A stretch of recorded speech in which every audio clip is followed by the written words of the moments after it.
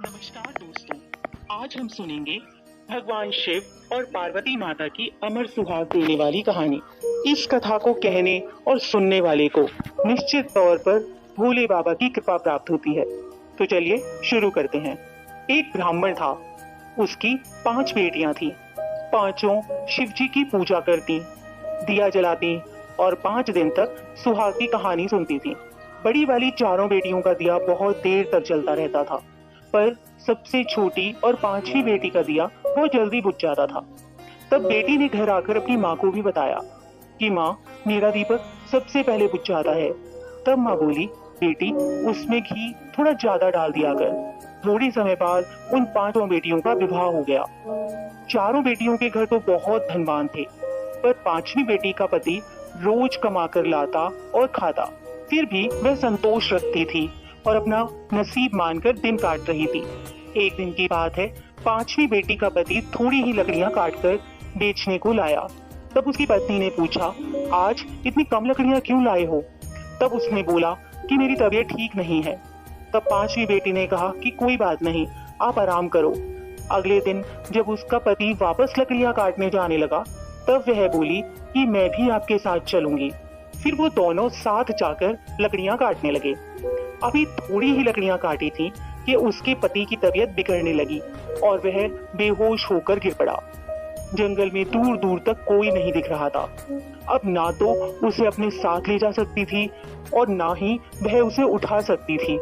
तब उसने अपने पति का सिर अपनी गोद में रख लिया और जोर जोर से रोने लगी और रोते रोते बोली कि हे प्रभु, मैंने ऐसा कौन सा पाप किया है जो मेरा पति उठ ही नहीं रहा है। उसी समय महादेव और पार्वती माता पृथ्वी पर भ्रमण करते हुए आए। शिव जी उसे देखकर पार्वती से बोले, देखो इसके साथ कितना बुरा हुआ है। पार्वती जी बोली, तो आप देख क्या रहे हो, हमें इसकी मदद करनी चाहिए। तब वे दोनों उसके पास गए। उन्होंने उसका हाल चाल पूछा तो 5वीं बेटी ने सारी बात बता दी।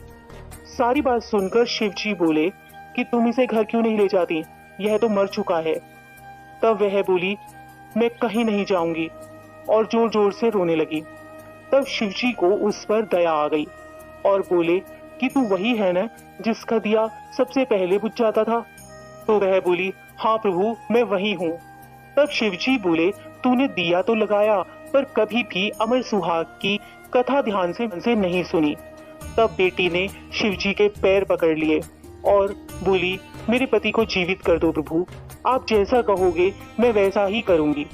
तब शिव जी ने उसके पति पर अमृत के छींटे मारे और उसका पति अंगड़ाई लेता हुआ बैठ गया और बोला कि आज तो मुझे बहुत गहरी नींद आई। ऐसा सुनकर उसकी पत्नी बोली, भगवान ऐसी नींद किसी दुश्मन को भी ना दे। और फिर वो दोनों अपने घर आ गए। घर आने से पहले लड़की ने भगवान शिव जी और माँ पार्वती से ही अमर सुहाग की उद्यापन विधि के बारे में पूछा। तो शिव जी बोले, 5 कटोरियां, 5 पूड़े, मौली, सिंदूर, बिंदी, काजल, कोई भी कपड़ा और श्रद्धा अनुसार सुहाग का सामान और रुपए 5 कटोरियों में रखकर मंदिर में चढ़ा आना या फिर ब्राह्मणों को दे देना। एक कटोरे में सभी सुहाग का सामान, कपड़ा जैसे कोई ब्लाउज पीस और रुपए महादेव जी के मंदिर में चढ़ाना और एक स्टील के दीपक में घी और बत्ती लगाकर महादेव के आगे जोत जलाना और बची हुई 4 कटोरियों को अपनी बहन बेटियों, सास, नंद, जेठानी, कोई भी बड़ा हो तो उसे दे देना या फिर कोई ना मिले तो ब्राह्मण को दे देना। इसी विधि से उस 5वीं बेटी ने उद्यापन किया। अब उसकी सारी परेशानियां दूर हो गईं। घर में चारों तरफ ठाट बाट हो गए। उन्हें संतान का सुख भी मिला और दोनों सुख पूर्वक अपना जीवन बिताने लगे। हे भोलेनाथ, जैसा आपने इस बेटी को अमर सुहाग दिया, वैसा ही हर सुहागन को देना और उसका सुहाग अमर करना।